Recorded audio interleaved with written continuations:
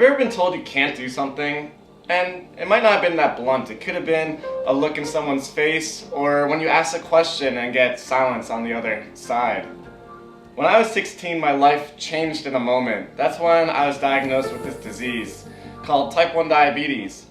All of a sudden, my health was no longer a guarantee, and I had to learn what insulin was, checking my blood sugar, and how to balance everything I do every single moment of every single day.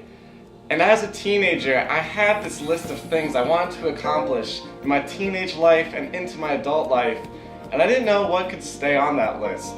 So I found myself in college taking on a new challenge every single year.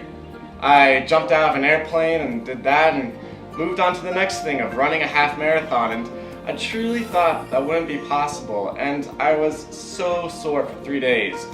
But then I started climbing mountains, a lot of mountains, and found myself in New Zealand for a month, and whether it was there or on the border of Ethiopia and South Sudan for 3 months, I found myself pushing the boundaries of what is considered to be possible with this disease. And all of a sudden, last year, I thought maybe I had gone too far, sitting on the pier, starting the New York City Triathlon, and not even seeing where it ended, a mile swim. And that's when I got all this fear, all these rush of emotions, and that's when I heard this voice. You can see the end!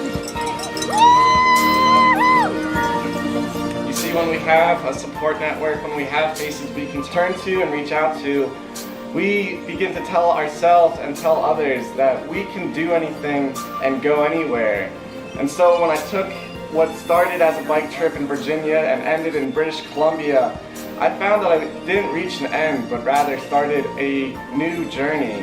And that is what the Diabadass Tour is. It's not a tour, but it's now a lifestyle and a journey to discover others who are doing the same sort of thing every single day.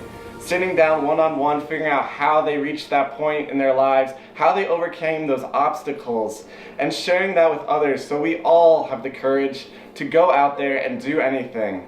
And so I invite you to follow along, become part of the Diabadass Crew so I can share your story, so you can hear others, and ultimately we can strengthen this community and figure out how we can fight this fight together. So, thank you.